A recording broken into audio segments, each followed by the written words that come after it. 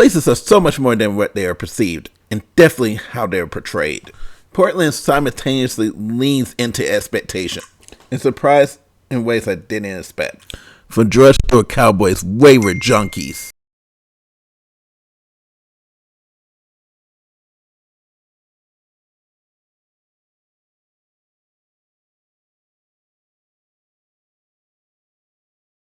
Rambunctious and curious Ramona.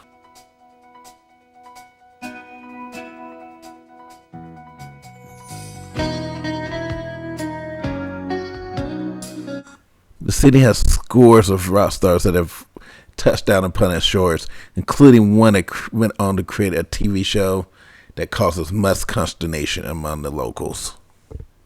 I think everything looks really nice. Me too. It's going to be a really nice Christmas. Stockings out. I know. Thank you for making one for me. Well, I've actually used those as shoes. Okay. The thing about Portland is that it isn't cute all the time. Its residents are passionate about their restaurants, their coffee, their timbers, and for us, their Pinots. The people of Portland can be hardy, just like this particular dark berry, persevering despite being fragile, vulnerable to rot, and displaying their own brand of unpredictability. There is definitely no logic to this blackberry.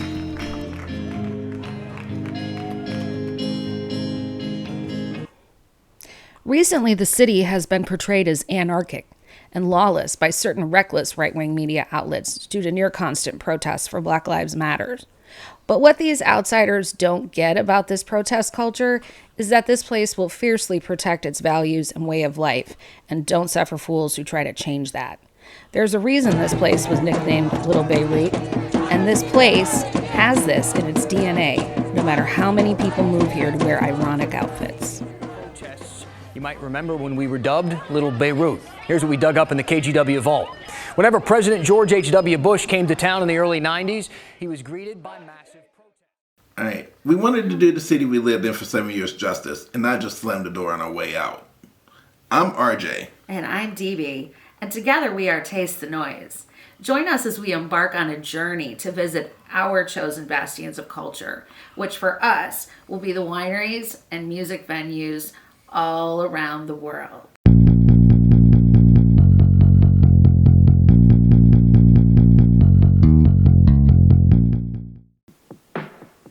Today we have the honor of tasting the noise with Jeff Weisler. Jeff is a tasting and pairing wizard, as he takes his love of natural wine and pop culture to the next level. He is the owner of Pairings Portland and is Portland's very own wine store cowboy. So thank you so much, Jeff, for meeting with me today.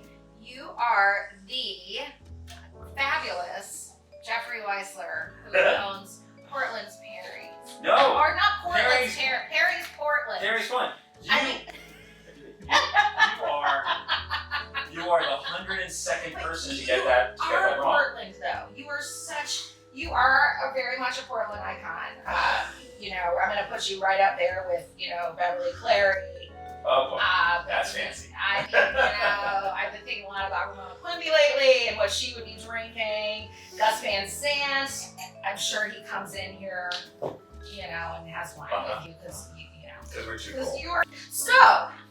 Your specialty is natural wine, and I really am interested in natural wine right now. Especially, I think that, natural wine is, do you think it's kind of the outlier right now? Is it kind of like the, it's not as out in the mainstream right now. It's kind of like, a little different. Do you think is natural wine the punk of the wine world? Natural wine is the trend. Natural wine is the trend. Originally, before I started this shop in 2013, and before that I had a website for 6 years called Conscious Wine. And so our tagline, which is actually up on the wall here, is Vital Choices for Palate and Planet.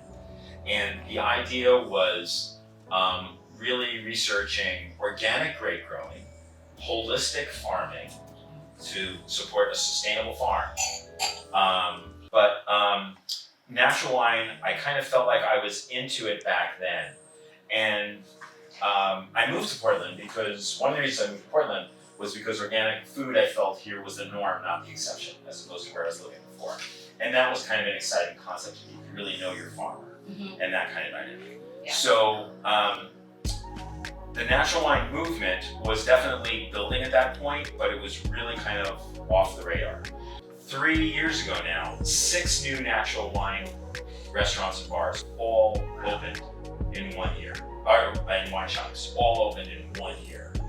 So, and it's really become something that's taken over. And to me, sometimes it goes too far.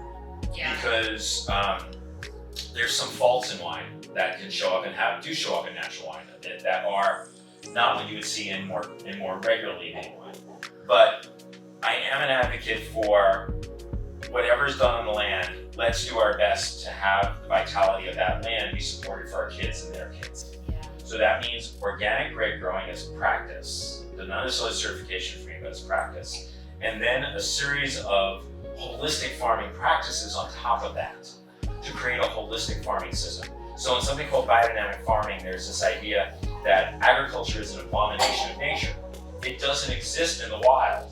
So if you're gonna wipe something out to put a crop in there, how do you consider how to farm to have the vitality that was on that land pre-agriculture still exist? Yes. And biodynamics is a really great definition of ecology that I love, which goes diversity leads to diversity leads to complexity.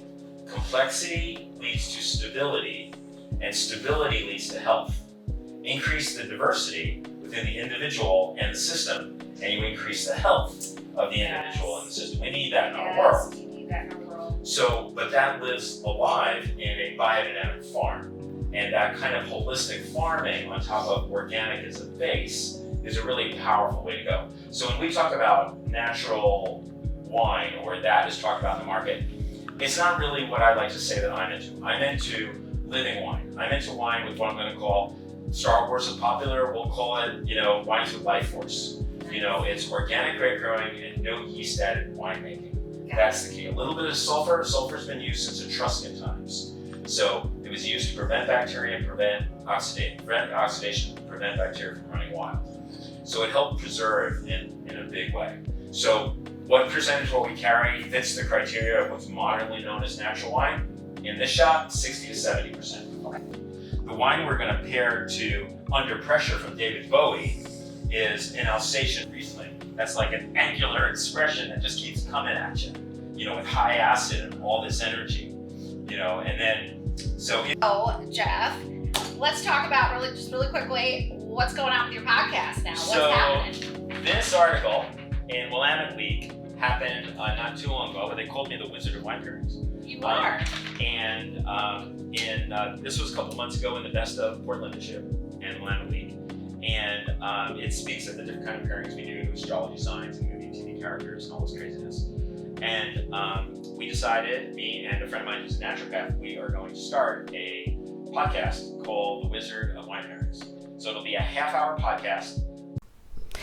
Before heading into Atlanta, we decided to do a quick stop in Los Angeles. Shout out to Kate and Mondo, our friends out in Venice Beach. We had a great time, but now it's time to be in Atlanta with friends and family for the holidays. And we also happen to be from Atlanta. Thanks, like, and subscribe.